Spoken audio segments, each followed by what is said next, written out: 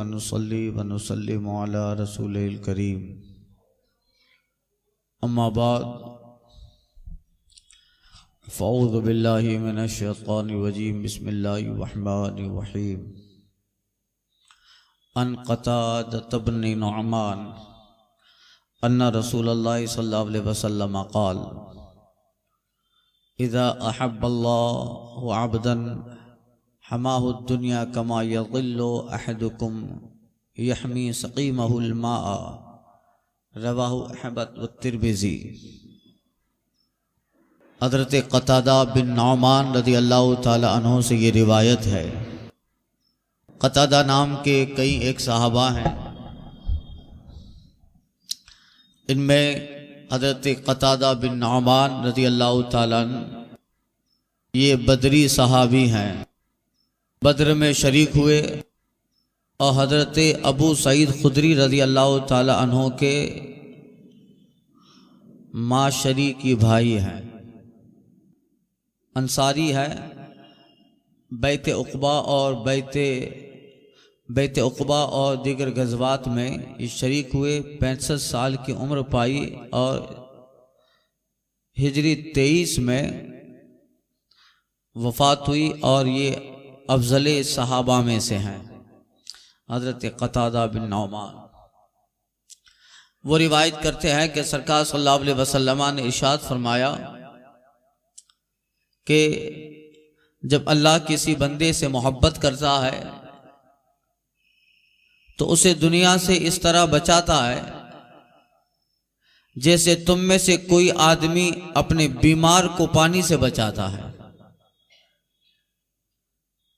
बुखार में एक बीमारी आती है इस्तिस्का की, मर्ज़ इस्तिस्का। बुखार में एक बुखार है मर्ज़ इस्तिस्का। ये एक ऐसा बुखार होता है जिसमें पानी को छूना भी उस मरीज के लिए नुकसानदेह होता है। नॉर्मल बुखार में तो ऐसा नहीं होता। तो वो मर्ज़ इस्तिस्का मुराद है। यानी अल्लाह जब किसी बंदे से मोहब्बत करता है तो उसे दुनिया से ऐसे बचा लेता है जैसे तुम में से कोई आदमी अपने बुखार वाले अपने बीमार को पानी से बचाता है। जिस तरह पानी उसके लिए नुकसानदेह होता है, इसी तरह अल्लाह ताला उस बंदे को भी दुनिया से बचाता है, दुनिया की माल से, दुनिया की मोहब्बत से, गफलत से या ऐसी चीज़ों से कि जिसमें लगने के बाद गफलत जिस दिमाग और ज़हन और फ़िक्र और क़ल्ब पे तारी हो जाए, अल्लाह ताला उस बंदे को जिससे मोहब्बत करता है इसी तरह इन चीज़ों से बचाता है जैसे तुम बीमार को पानी से बचाते हो। वो हमेशा दुनिया से दूर रहता है, दुनिया में रहकर भी वो दुनिया में नहीं रहता। तो इसे इस तरह की दुनिया की मोहब्बत और गफलत से महफूज रखता है। लाखों रुपया हो उस वक्त के पास, मगर दिल माल से नहीं, दिल यार से लगा रहता है। तो वो जैसे उस्मान गनी रज़ी अल्लाह ताला अन्हु, हज़रत अब्दुर्रहमान बिन औफ, लाखों खरबों रुपया है। सरकार बगदाद हज़रत इमाम आज़म अबू हनीफा करोड़पति, मगर वो माल होने के बावजूद भी माल से मोहब्बत नहीं है बल्कि यार से मोहब्बत है। अन महमूद इब्न लबीद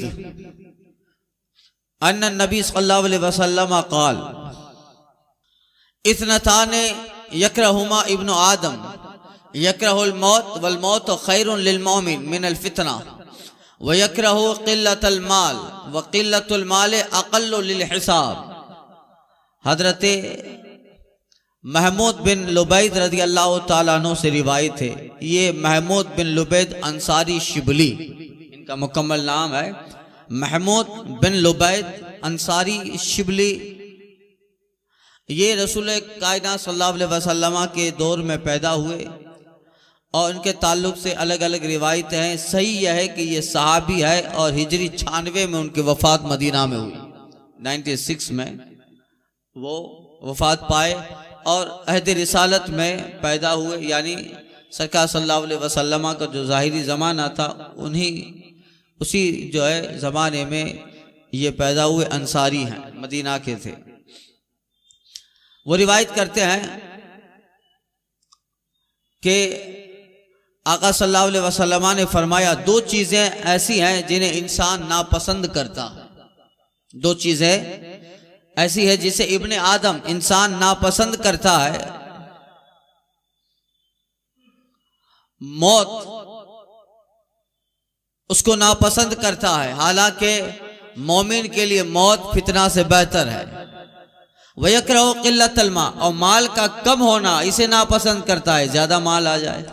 माल की कमी को इब्ने आदम नापसंद करता है। आका फरमाते क़िल्लतुल माल अक़ल्लु लिल हिसाब, हालांकि कम माल कयामत में उसका हिसाब कम करेगी, हिसाब कम कर। दो चीजें इंसान नापसंद करता है। मौत किसी को पसंद है क्या? अल्लाह वालों की बात नहीं है, सालिहीन की बात नहीं है। वो तो इंतजार करते हैं कि मौत आए तो फिर कब्र में रसूल पाक की जियारत हो। उनकी बात नहीं है, बात हम जैसे कम जो है हम जैसे लोगों की, आम लोगों की है। मौत को नापसंद करते हैं, इस तरह नापसंद करते हैं कि कभी आरजू भी नहीं करते। जबकि कुरान मजीद में है कुफार के लिए कि वो कभी मौत की आरजू नहीं करेगा। ऐ महबूब आप कह दें तमन्नउल मौता इन्हें कि आप चलो तुम मौत की तमन्ना करो। लन यतमन्नउनहु अबदा, ये हरगिज मौत की तमन्ना नहीं करेंगे। यवद्दु अहदुकुम अन यअम्मर अल्फ सना व हुवा बिमुज़हज़िही, हर एक ये चाहता है कि अल्फ सना 1000 साल तक जीता रहे। पहले पारे में या गालिबन दूसरे पारे, यवद्दु अहदुहुम अन युअम्मर अल्फ सना, हर एक 1000 साल जीना चाहता है। वमा हुवा बिमुज़हज़िही, और अगर 1000 सी भी ले तो फिर भी मौत को तो टाल सकता नहीं है।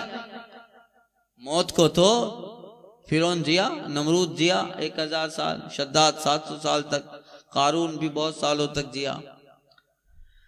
तो कुफार के लिए ये है कि कुफार कभी मौत की तमन्ना नहीं करेंगे। लन यतमन्नउनहु अबदा, कभी तमन्ना नहीं करेंगे। उन्हें मालूम है आगे चलकर भी वबाल है, यहां खा पी लें। मगर मोमिन मौत की तमन्ना करता। हाँ, मौत की दुआ नहीं करनी चाहिए कि अल्लाह मुझे मौत दे दे, अल्लाहुम्मा अमितनी, अल्लाह मुझे मार दे। मौत की दुआ नहीं करनी चाहिए। तमन्ना का मतलब यह होता है, ये दुआ करे कि मौला जब भी तू चाहे और मेरी मौत आए उस वक्त ईमान के साथ आए। इस तरह की दुआएं कि खात्मा बिल ईमान। बाकी इस तरह शरीयत में नाजायज है कि अल्लाह मुझे मार दे, अल्लाह मुझे मौत दे दे, ये मना है। इसलिए कि तेरे कहने से ना होगा, अल्लाह ने तेरी मौत का वक्त मुकर्रर कर दिया है। इसीलिए सुसाइड, आत्महत्या, खुद से खुद को कत्ल कर देना, ये इस्लाम में बहुत बड़ा गुनाह है। सुसाइड, खुदकुशी, ये इस्लाम में बहुत बड़ा गुनाह है। अल्लाह तुझे तबाई मौत देगा या कुछ ऐसे हालात बनेंगे कि तेरी मौत आ जाए, तू खुद से अपने आप को हिलाक करे, अल्लाह के कानून के खिलाफ गोया काम कर रहा है। अल्लाह ने एक वक्त मुकर्रर किया है, मगर ये खुद से जो है अपने आप को मारने के दर पे है। इसलिए ये कबीरा गुनाह है, बहुत बड़ा गुनाह है कि खुद से अपने आप को कत्ल कर देना। हदीस पाक में कब्र और जहन्नम में उसके लिए बहुत सारी वईदें आई हैं।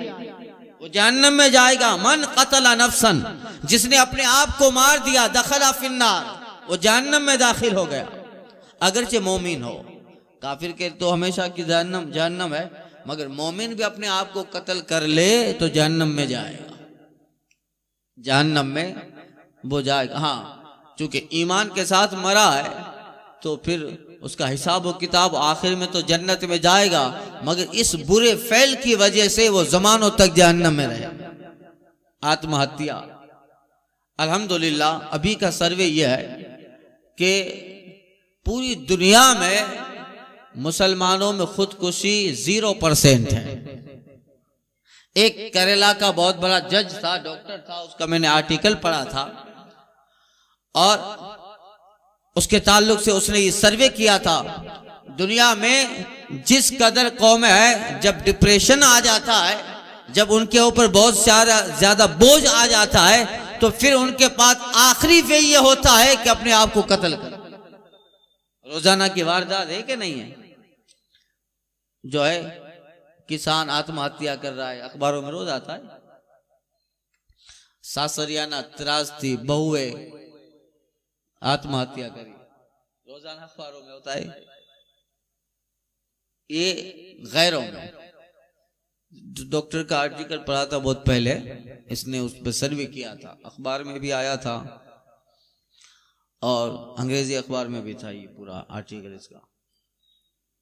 तो पूरी दुनिया में अभी सुसाइड यानी खुदकुशी करने के अंदर मुसलमान 0% है, यानी कुछ परसेंट अब समझ लीजिए दूसरों के बनिस्बत न होने की बराबर है। जबकि दूसरी कौमों के अंदर जब कोई रास्ता जिंदगी का नहीं बचता है, तब उनके लिए आखिरी मरहला खुदकुशी और अपने आप को कत्ल कर देना होता है। वो डॉक्टर कहता है कि इसकी वजह यह है कि दूसरे किसी भी मजहब के अंदर न उनके बड़े लोगों ने इस चीज पर जोर दिया है कि तुम्हें खुद को कत्ल नहीं करना, जबकि मुसलमानों के पैगंबर ने और उनकी किताब कुरान मजीद में इसको बहुत बड़ा जुर्म कहा है। इसलिए हजारों परेशानियों के बावजूद भी मुसलमान रास्ता पैदा कर लेता है, मगर खुदकुशी नहीं करता, खुदकुशी नहीं करता। कहीं कहीं हो जाते हैं तो वो न होने की तरह है, हमारे में परसेंटेज कम है।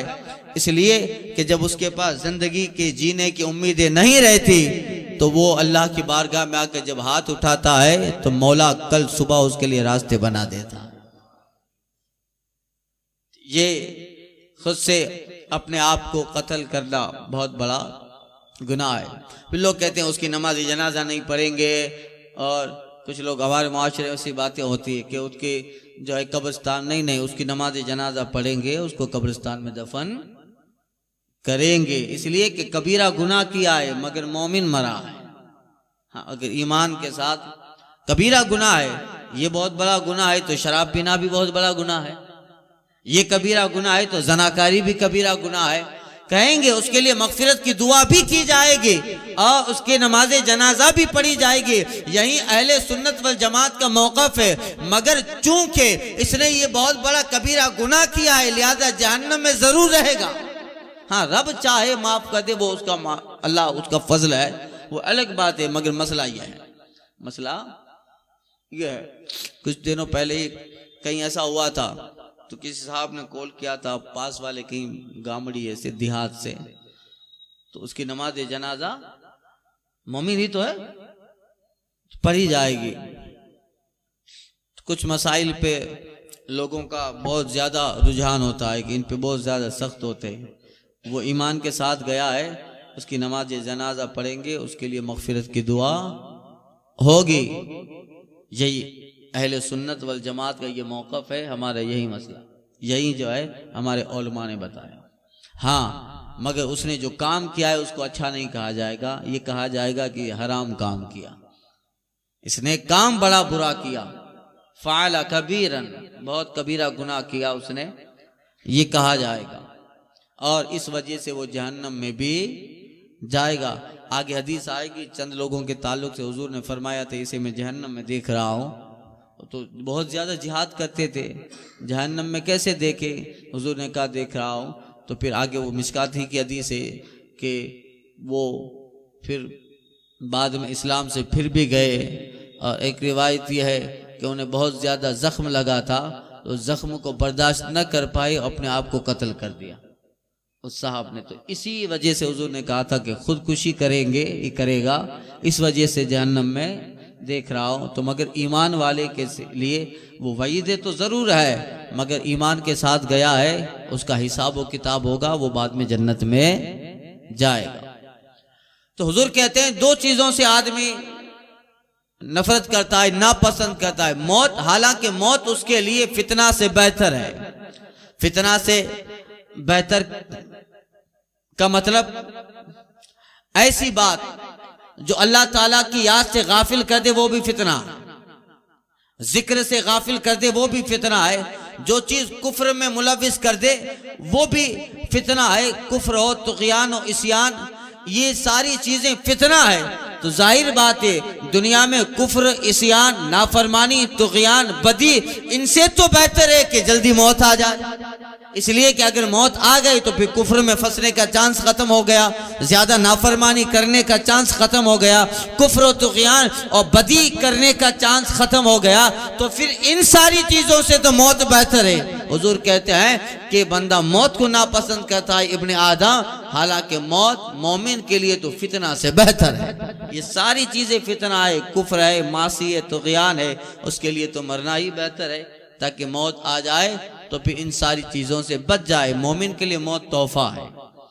अल मौत तोहफतुन लिल मोमिन, मोमिन के लिए तोहफा है।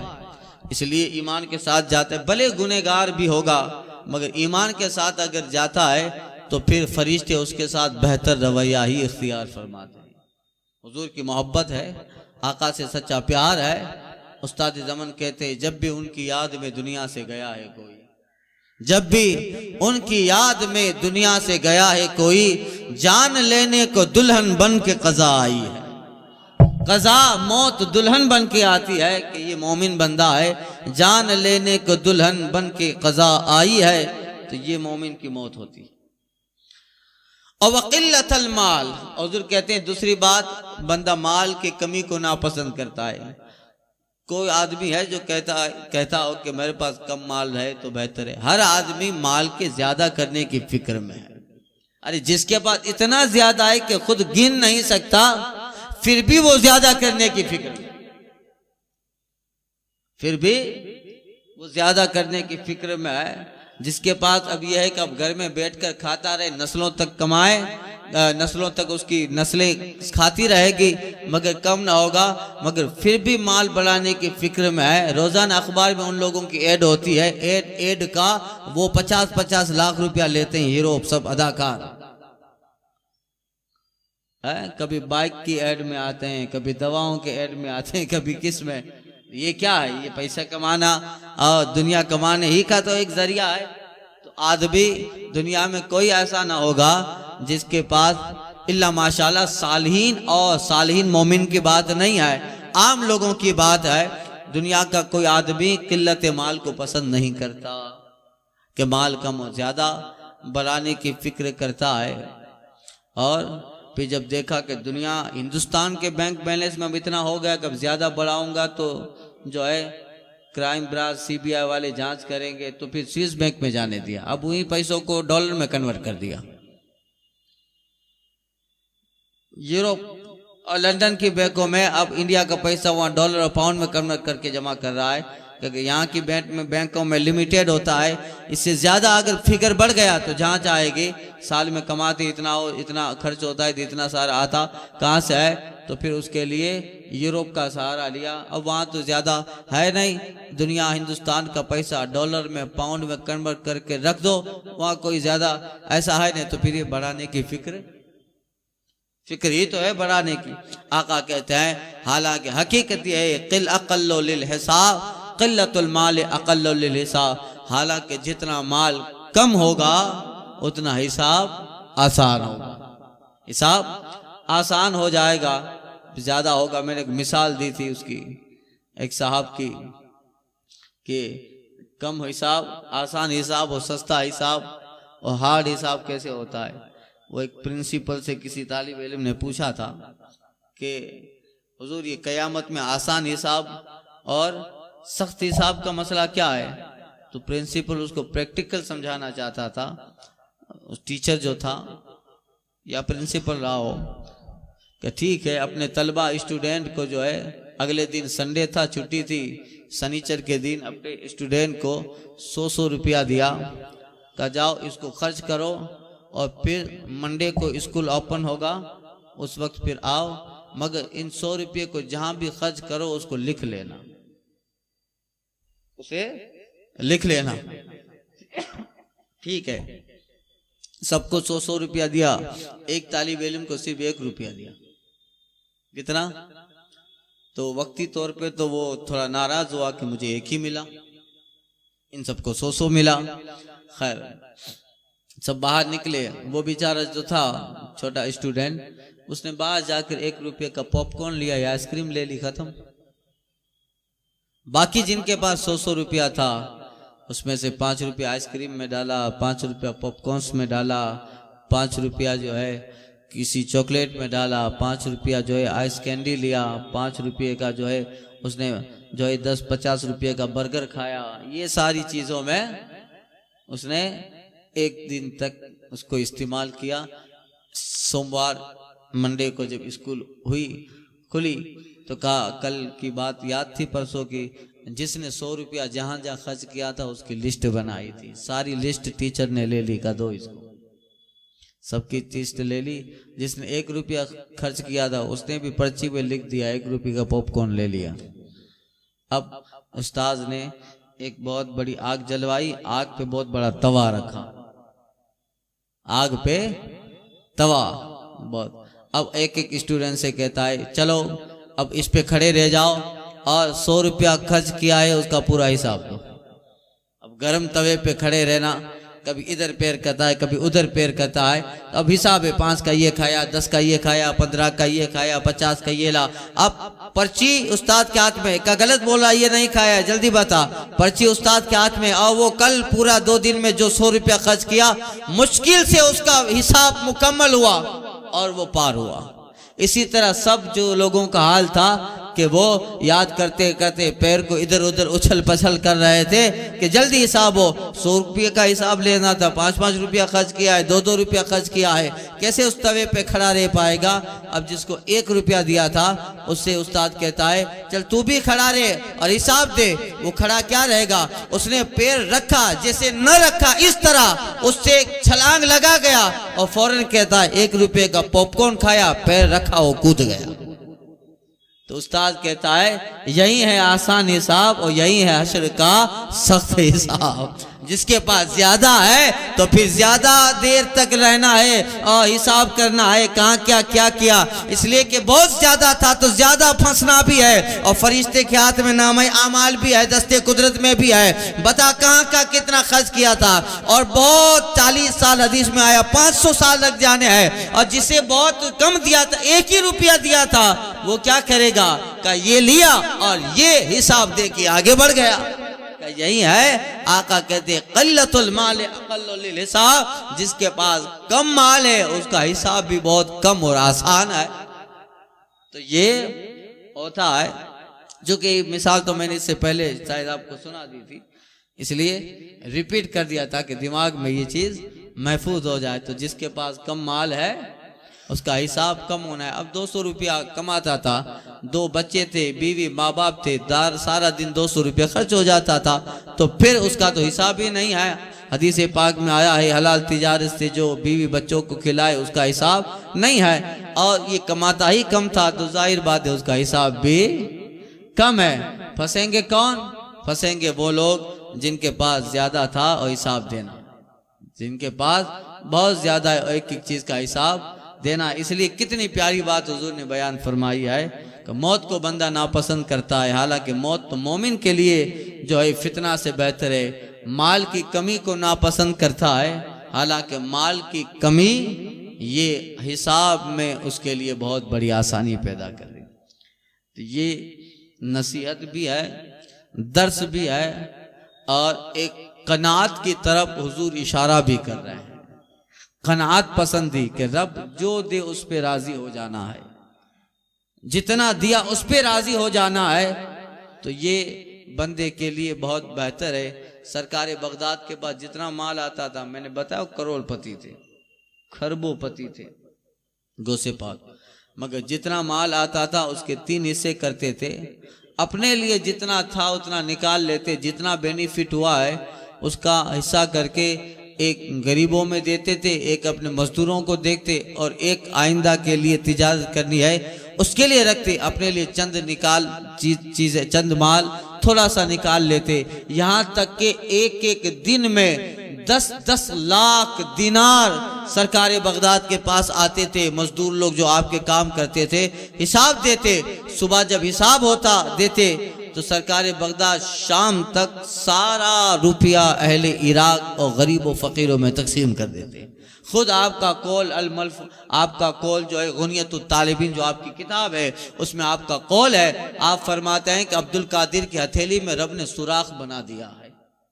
कहते हैं अब्दुल कादिर की हथेली में रब ने सुराख बना दिया है। दौलत से दुनिया टिकती ही नहीं है, यहाँ आती है और यहाँ खत्म हो जाती है। तो आप उसको तकसीम फरमा देते।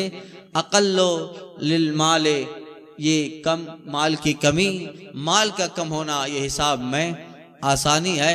अल्लाह ताला हुस्न तौफीक अता फरमाए, अल्लाह ताला हुस्न अमल अता फरमाए।